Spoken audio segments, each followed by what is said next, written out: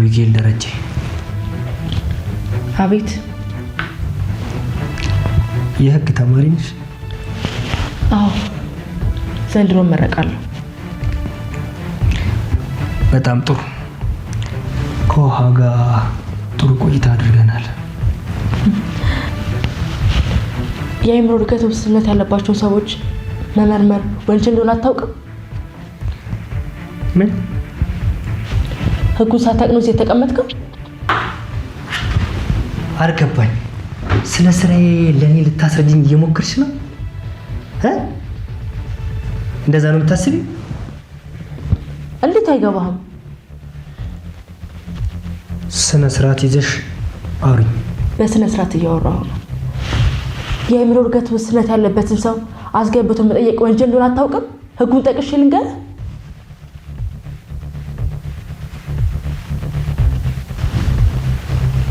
ኤኒዌይስ ልጁን ገለሽዋል።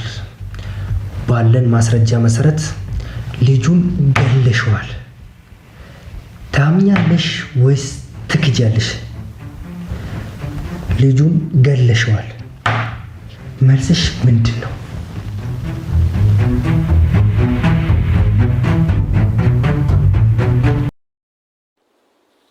ሰላም ሰላም፣ እንደምን አላችሁ የዳጣ ድራማ ተከታታዮች? በያላችሁ በሰላማችሁ ይሳያልኩ። እንግዲህ በዛሬው በዳጣ ድራማ በአዲስ ክፍል መተናል ማለት ነው። እንግዲህ በባለፈው ክፍል እንደተመለከታችሁት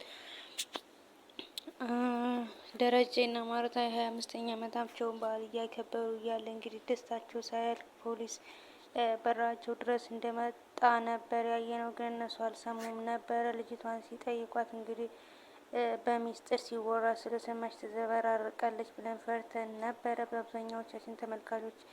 ግን እንግዲህ ልጅቷ ጎበዝ ናት፣ ኮስተር ብላ ነው ያላቅም ማለችው። ምን አስበህ ነው እንደዚህ ሰው ገላችሁ ቀብራችኋል ሲላት ለአርጁን እኔ አላቅም፣ እነሱ ጥሩ ሰው ናቸው፣ እንደዚህ አይነት ነገር እዚህ ሲደረግ አይቼም አላቅም ስትል እንግዲህ አርጁን እዚህ የእሷ የዛን አልነበረችም ላታቅ ትችላለች፣ በእርግጥ እኔ አንቺን አላየሁሽም እያላት ነበረ። እንግዲህ አቢጌል ደረጀ ናት። ፖሊስ መጥቶ ይዟት ሄዷል። እንግዲህ ፖሊስ ለምርመራ ቃላቸውን ለመስጠት ይዟቸው ሄዷል ማለት ነው። እንግዲህ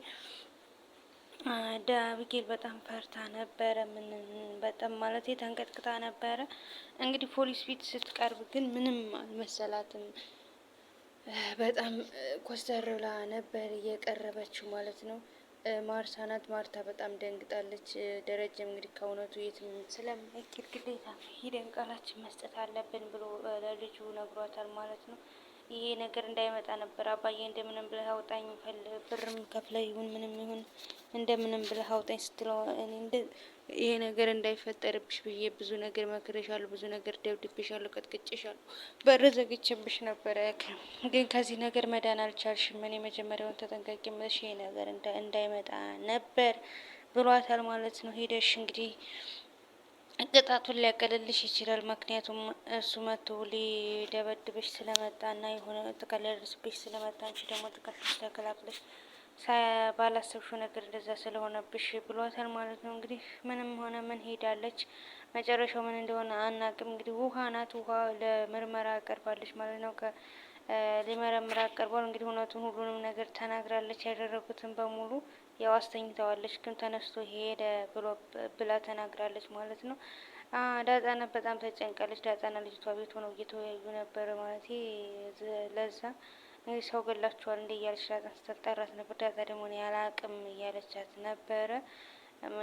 ልጅቷ በእርግጥ ሰምታለች። ማነው ስሟ ለዛ ሰምታለች፣ ግን ያው ለማጣራት ያክል ነበረ። እንግዲህ በማያገባሽ አትግቢ፣ ሰው ቤት ስትኖሪ ለስራ ነው የመጣሽ፣ ስራሽን ስሪ። ከዛ ቤት ችግር ውስጥ ተካፈከውን ከቤቱ ውስጥ ንክኪ ካለሽ የአብረሽ የችግር ተካፋይ ነሽ እና ሌላ ድርጊት ውስጥ ትገቢያለሽ እያለች እየመከረቻት ነበር ዳጣ ማለት ነው። እንግዲህ ምንም ማድረግ አይቻልም ብሏታል ደረጀ። ሄዳለች ቃላቸውንም ለመስጠት ያው ውሃ ሁሉንም ለናታን ደውላ ዳጣ እንደዚህ እያለችው ነበረ። ለምርመራ ውሃ ገብታለች። ዋንጫ እንደ ውሃ ከገባችማ ያው ሁሉ ነገር አለቀ። እውነቱን በሙሉ ትናገራለች። አልቆላታል በለኛ። ወይኔ አቢጌል ይህን የመሰለ ጭንቅላቷን በእስር ቤት ልታሳልፈው ነው ምናምን እያለች ነበረ። ዳጣ ራሱ በጣም አዝናላታለች ማለት ነው። እንግዲህ ያው ውሃ ሁሉንም ነገር ተናግራለች። ከውሃ ቀጥሎ የገባችው አቢጌል ናት። አቢጌል ስትገባ አንተ ምንድን ነው ውሃ ሁሉንም ነገር ከውሃ ጋር ጥሩ ቆይታ አድርገናል ስላት የህግ ተማሪ ነሽ ወይ ሲላት አወታ የህግ ተማሪ ነኝ ያለችው የህግ ዘንድሮ እመረቃለሁ ስትለው ጥሩ አላት። እንግዲህ ውሃ ጋር በደንብ አሪፍ ቆይታ አድርገን ነበር አላት። የአእምሮ ዘገምተኞች ማለት የአእምሮ ህመም ያለባቸውን ሰዎች ምርመራ ማድረግ ወንጀል እንደሆነ አታውቅም ወይ እያለችው ነበረ።